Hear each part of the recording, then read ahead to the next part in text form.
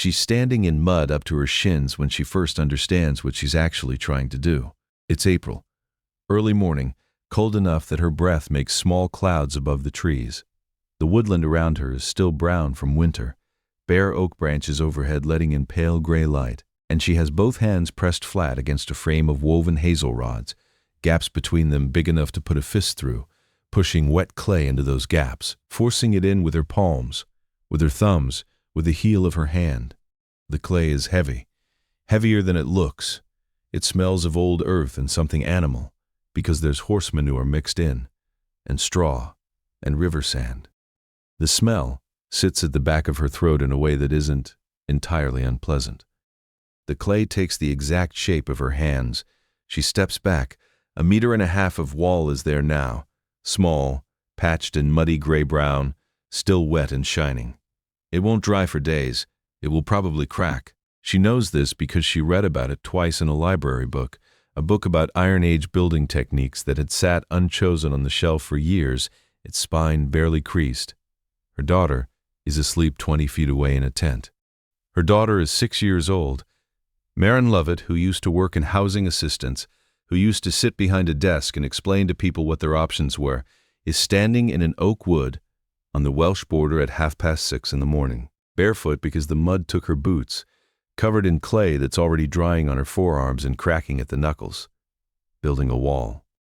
She is not sure she's doing it right. She is absolutely sure she has to do it anyway. This story doesn't start in the woodland. It starts with a form, specifically a housing needs assessment form. Maren had filled in that same form from the other side of the desk for other people for 6 years. She knew how the point system worked. She knew her score before the woman across from her finished tallying it. She wasn't high enough. She had a child. That helped. But she had no documented history of sleeping rough, no medical needs severe enough to trigger an emergency category.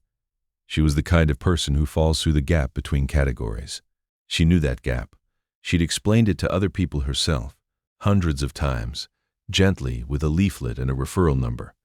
Now she was sitting on the other side of the desk while someone explained it to her. She'd been sofa surfing with Lila since November. Her relationship had ended, the flat went with it, and the room she could afford on her own no longer existed on her salary, which was no longer a salary. She'd been let go in October. 2 weeks before the relationship ended, which meant November came at her from 2 directions simultaneously. Lila slept on a fold-out camping mattress in the corner of her friend Diane's living room. Diane had 2 kids. 3 months felt like a lot. By January it was. February, Maren moved out. She stayed with her mother for 6 weeks, an hour away, 2-bedroom flat, a new partner who wasn't hostile exactly, but who had opinions about the mattress on the floor and what it said about certain life choices. 6 weeks, Maren was the one who left. March. The council placed her in a bed and breakfast, single room, no cooking facilities. Lila sleeping in the same bed, 68 pounds a week covered by housing benefit, 43 left for everything else. Lila's school was 20 minutes away on a bus that cost $3.50 each way. This isn't an unusual story. That's the thing. It happens to thousands of people, and most of them don't build houses. Most of them stay in B&Bs for months or years. Most of them get housed eventually, or don't, and the system grinds on. Maren did something different. She's not entirely sure, even now, why she did it the way she did. Maybe it was Lila. Maybe it was the specific exhausted anger that comes from knowing a system intimately, knowing why it works the way it works, knowing there's nothing malicious in it, knowing it still swallowed you whole, and not being able to fix it from the inside. Maybe it was the way she'd started to feel invisible. In the B&B, in the queue at the food bank, in Diane's living room. She needed to make something that could be seen. She found the farmer through a permaculture notice board pinned up at the library. Local landowners with land to share. A man named Alan Griffiths, 63 years old, 7 miles north of Ludlow. He had 40 acres, mostly sheep, and a corner of oak woodland he couldn't graze, and wasn't planning to timber. She wrote him an actual letter, on paper. She wanted him to know she was real. She told him she had a daughter, that she needed somewhere to be for a while, that she'd take care of the land. She didn't mention the house because at that point she hadn't thought of the house yet. He rang the B&B's landline. They spoke for 20 minutes. He said yes. She stood in the woodland for the first time on a gray Thursday in late March. Bare oaks, mud, the sound of a stream somewhere she couldn't see, a stack of old pallets left years ago and never retrieved, and in the far corner, a clump of hazel with 50 or 60 stems growing up from one root system, each one long and straight and flexible. She walked to the hazel clump and pulled on one of the stems. It bent with her, then bent back. She stood there in the cold for a while. She'd found the Wattle and Daub book 2 weeks before. She'd been in the library on a Saturday with Lila, who was reading picture books at a table, and Marin had been working through the shelves looking for something practical. Tents, yurts, anything, and she'd pulled an Iron Age building book off the shelf mostly by accident. Not the history sections, the techniques section in the middle. Diagrams. She read the Wattle and Daub chapter standing in the aisle for 40 minutes. The principle was almost insultingly simple. You find flexible young rods, hazel or willow, cut in winter when they're dormant, soaked in a stream to make them pliable. You weave them horizontally between upright posts, alternating which side of each post you pass the rod on. Then you plaster the whole lattice with a thick mud mixture, clay, sand, straw, and sometimes animal dung as a binder. The mud fills every gap. It bonds to the rods, it dries hard in air and heat. What you have is a wall, not elegant, not modern, but a wall. People had built with this technique for 8,000 years, in Britain, in Africa, in Turkey, in China. Not because it was sophisticated, because the materials were everywhere. Clay is in the ground. Hazel grows back every year. Straw comes from any grain field. You didn't need money. You needed time in your own body. She checked the book out and read the whole thing that night while Lila slept. She started building in April. First, the frame. She needed upright posts, the skeleton. Alun, the farmer, told her there were old fence posts behind his barn she could have. Oak and chestnut, heavy. She dragged them through the woodland, 2 at a time. A spade and a borrowed mallet, holes dug by hand, posts driven in and checked by eye because she didn't have a spirit level. None of them ended up perfectly vertical. Close enough. She was building one room. Small, roughly 3 meters across, with a curved end she'd seen in the book and thought would be easier to roof. Which was wrong, but she didn't know that yet. 12 posts, following a line she'd marked in the mud with sticks. The posts went in over 2 days. Then the wattle. She'd been cutting hazel rods since early April, using a borrowed billhook. The young rods, that year's growth, thin as her thumb, bent into a full curve without snapping. The older, thicker ones needed to soak overnight in the stream to be pliable. She learned this the hard way, by snapping 3 of them, and then 2 more after that, before she accepted that patience wasn't optional. Weaving took longer than she'd planned. Each rod threads in and out of the uprights, one side then the other, the way you'd weave a basket. One rod takes maybe 3 minutes. A meter of wall height needs around 30 rods. She had 12 feet of wall perimeter to fill. The weaving took nearly 3 weeks. She worked every morning from first light until Lila woke up. Then she worked with Lila around her, which was sometimes useful. Lila turned out to be genuinely good at handing rods, and sometimes not.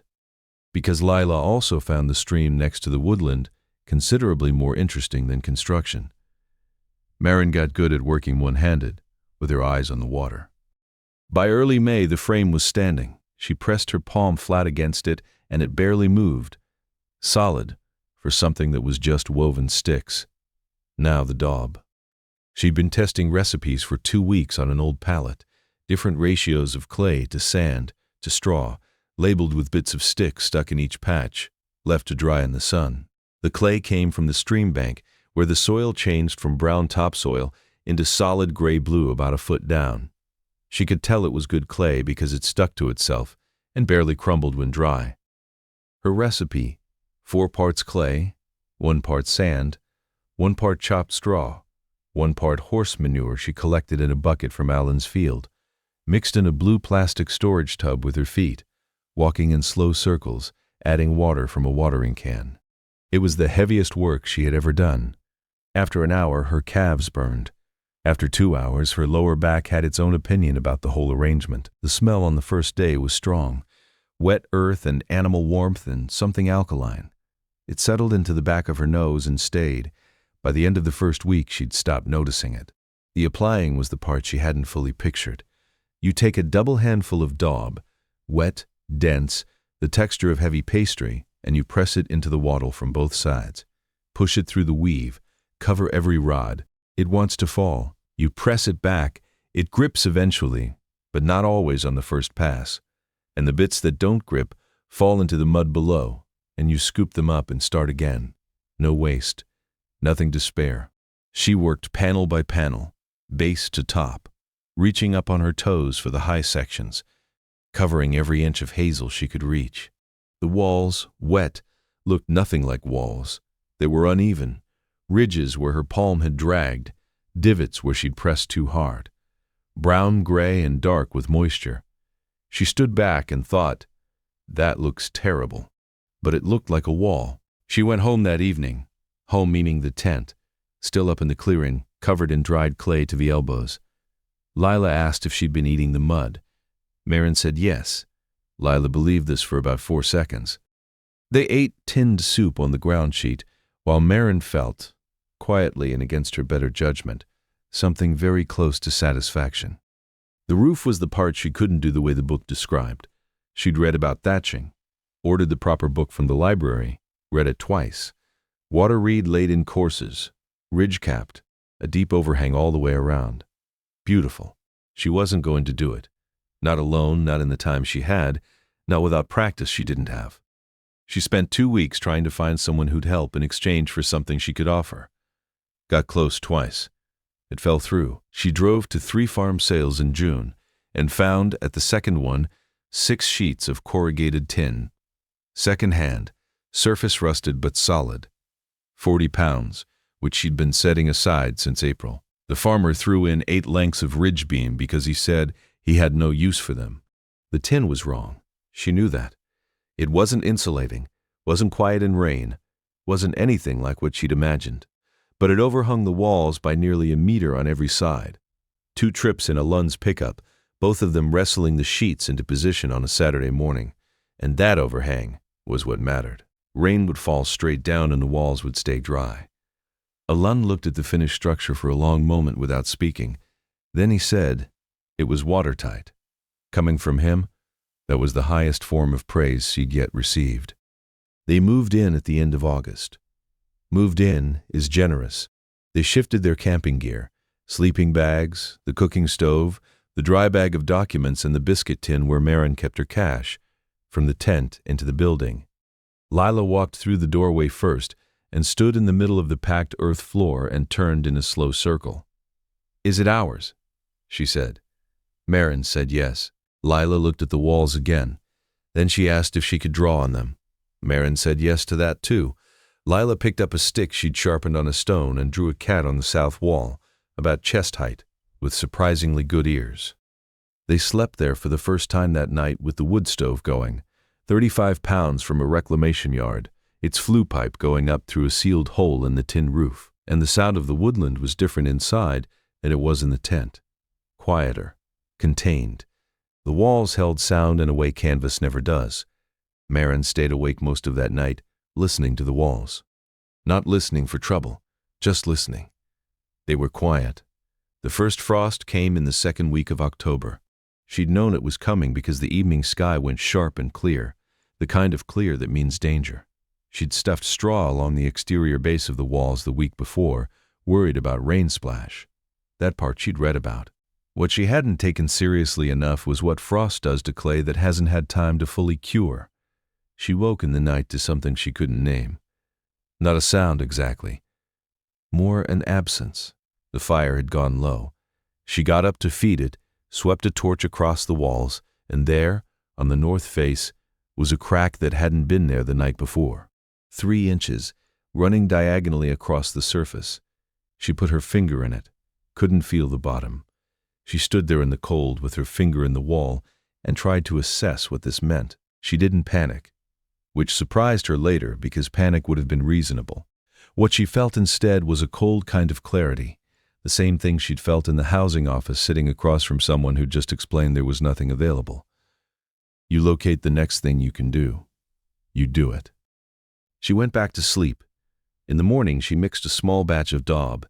She always kept a container of dry mix now, just clay and sand and straw, add water and stir, and pressed it into the crack with her thumb. It sealed almost. She smoothed it flat. 2 more cracks on the north exterior that morning. Both filled. For the rest of October and through November, she checked the walls every morning like she was checking a pulse. She carried a container of daub wherever she went on the property. She found cracks and filled them. The north wall was the worst. It took the prevailing wind, and she'd rushed those sections in July when the summer was running out. Gone too thin in places. Left the weave half exposed in one section she hadn't seen until the frost found it first. She re-daubed those areas from scratch. Cut out the failed surface, wet the wattle underneath, filled it deep, pressed harder this time. The walls settled by November. December was cold that year. 2 sustained weeks of hard frost, ground solid as concrete, the stream half frozen in a way Alun said he hadn't seen in years. His barn pipes burst. He mentioned this while looking at Marin's house with an expression she knew well, the expression of someone doing careful internal calculations about what they are and are not able to say. What he couldn't say was, "Your walls have no foundations and the insulation is straw, and I genuinely don't know how you're living in there." He didn't have to say it. She was thinking it too. The house was cold. She won't pretend otherwise. The stove could heat the space to livable, around 15 degrees at chest height when the fire was going well, colder at the floor. Condensation on the small perspex window she'd mortared into the south wall in October. She wore her coat indoors for most of December. Lila wore hers. But they weren't exposed. That was the thing she hadn't quite believed until she lived in it. The walls were solid all the way through, 3 to 4 inches of packed dried earth, and there was nowhere for cold air to get through. Every gap she'd found, she'd filled with daub or straw. The wind, which she could hear in the oaks overhead, made no impression on the inside of the house at all. In every other place she'd lived, the B&B, her mother's flat, every rented room she'd ever had, there had been cold lines of draft somewhere, along a skirting board, under a door, around a window frame. Here there were none, just the cold she'd put inside herself, walking back from Alan's with wet boots and the warmth the stove built back. Lila slept in a sleeping bag inside her normal blankets. She slept fine. She asked Marin at some point in January if they were poor, and Marin said that's complicated. And Lila said that means yes. And Marin said we're okay, and Lila said, I know, and went back to sleep. Christmas that year, Alun left a leg of lamb in the doorway. He said he'd had a good year with the flock and couldn't manage it all. Marin didn't fully believe this, but she accepted it without argument. She cooked it over the stove through the afternoon, and the smell it made, filling that small space, collecting in the eaves, was the best thing that had happened in months. They ate it, on the floor. Marin had a bottle of cider she'd been given, and she drank most of it, and looked at the walls and felt something she chose not to put a name to. January. February. The fire went out twice, once because she'd run short on wood before Alun's next delivery, once because she fell asleep before she meant to. The second time, the house dropped to 8 degrees overnight, and she woke at 5 in the morning to ice on the inside of the perspex. She and Lila climbed into the same sleeping bag and waited while the stove came back up. Lila said, Mom, I'm not cold. Marin said, Good. Lila said, But you are. Marin said yes, she was. But they were in the house, and the house was standing. March came. The frost broke. The north wall had developed one long lateral crack running the full width of the panel at the base, a hand's width from the floor. She refilled it over 3 days in the pale March sunlight, breathing her own steam, mixing the daub stiffer than before, less water and more pressure. It set harder. It held through the spring and the summer and the next 3 winters after that. In April, the wall tried to become a garden. She noticed it first as a discoloration, a green that was too vivid to be shadow. Looked closer and saw 20 or 30 tiny seedlings pushing out of the south wall, about halfway up. Bright green. The horse manure in the daub had carried seeds, and they germinated in the moisture left from winter, and now the wall was sprouting. She stood there and laughed until her eyes were wet. She'd spend an afternoon picking them out carefully with a knife, repatching the tiny holes. She knew she had to. Established roots in a mud wall will split it from the inside, but for the week before she got around to it, she kept leaving them there, kept looking at them. The house that was trying to be alive. Second winter, she was better prepared in almost every way. Over the summer, she built a second, thinner inner wattle layer and stuffed the cavity between them with dried straw. Crude insulation, nothing sophisticated, but real. She split and stacked 2 full loads of firewood by September, which was 3 times what she'd had the previous autumn. She redaubed the entire north face with a fresh coat, mixed stiffer than the first time.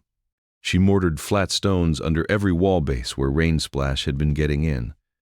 The second winter was hard, but it was a different kind of hard.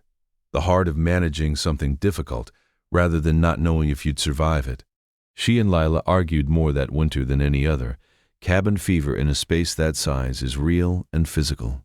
Lila was 7 and had clear opinions about most things, and one night in February she said, very calmly and without apparent drama, that she wanted a normal house.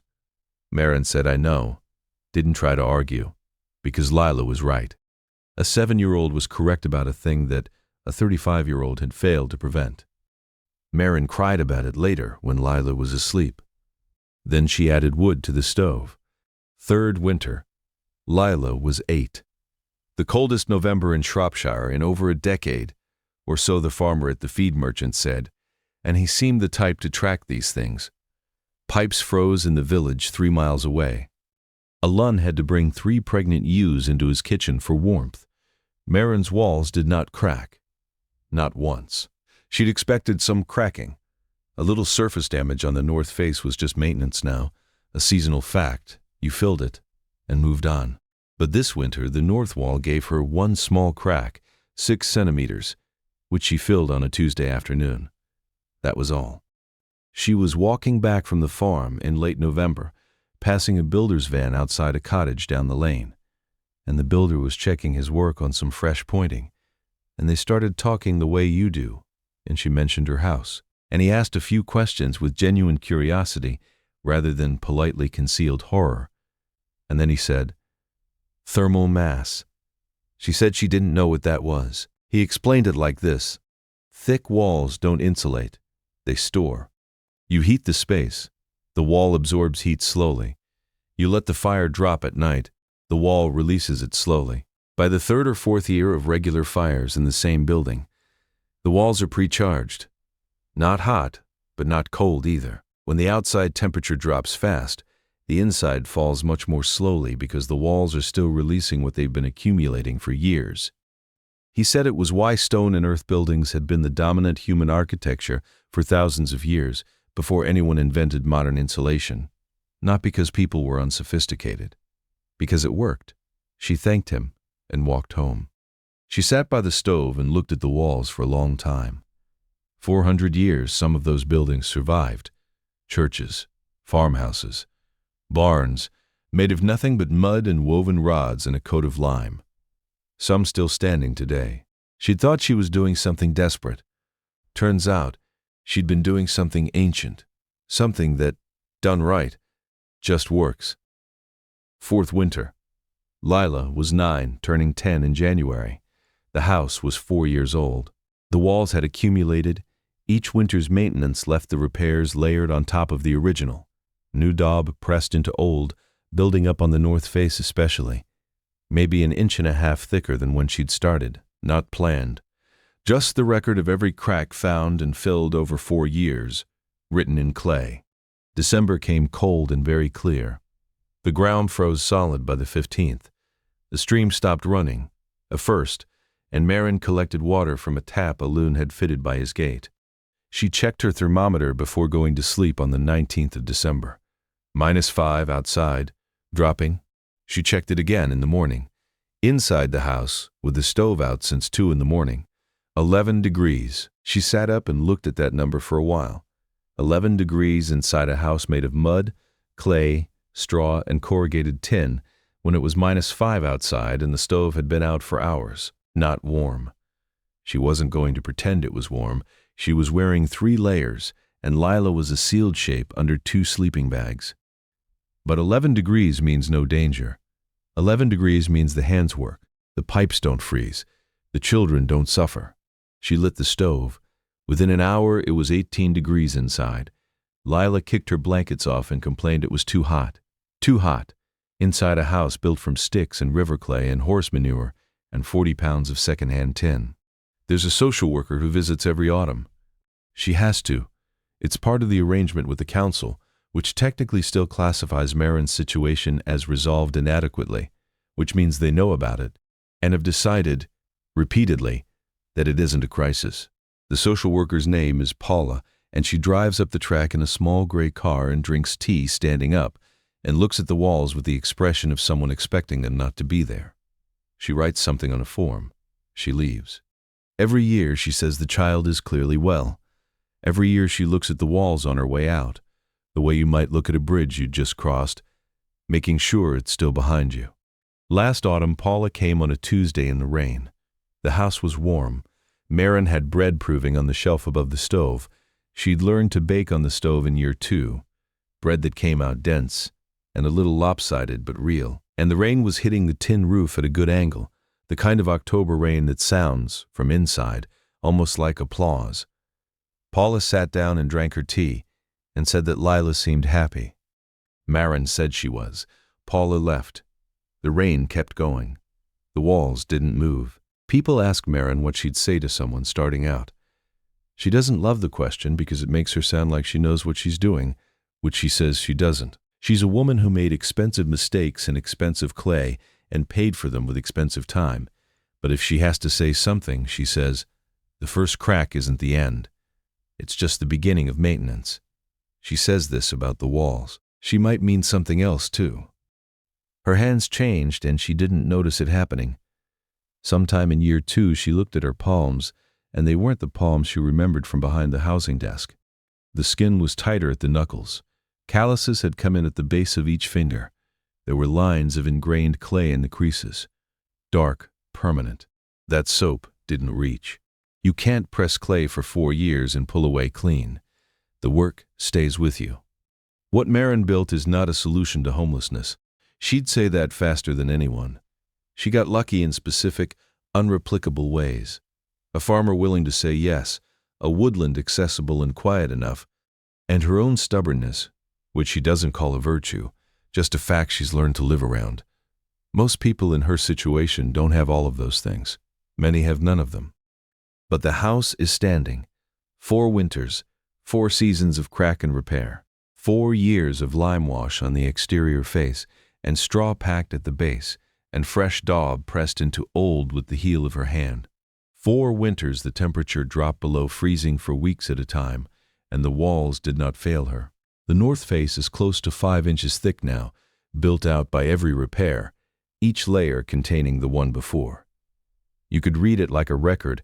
The dry autumn she mixed the daub too stiff, and the surface layer flaked. The wet spring she added too much water, and it ran. The year she finally got the ratio right, and the surface set almost smooth. Lila still draws on the walls. The original cat from the first night is still there, buried under subsequent repairs, but visible if you know exactly where to look. She added a dog last year somewhere on the east wall, though Marin suspects it might be a cow. She's never asked for clarification because she thinks either answer is fine. The building doesn't look like a house. Not really. It looks like something the forest decided to grow. The roof is the same rust orange as bracken in late autumn. The walls are pale gray from the lime wash, darker where rain runs in thin streaks. Moss is starting at the base, which Marin has mixed feelings about because it looks beautiful, but holds moisture she doesn't want. There are flowers she didn't plant growing in the mud beside the door. She stands in the doorway some evenings and looks out at the oaks. She thinks about the woman behind the desk. With the form, she doesn't blame that woman. She was herself, once, and she knows what the scoring system says and why the gap exists, and what the referral leaflet is worth. Knowing it doesn't close the gap, but she thinks sometimes about everything she knows now that wasn't in the form. How to find clay below topsoil by the color change. How to cut a hazel rod so it bends without snapping. How to read frost in a clear evening sky and know what the night will do to wet walls. None of that is on any form. The house she made from sticks and mud is still standing. The stove is going. The walls are warm to the touch from the inside. Lila is 10 years old, and the winter can come.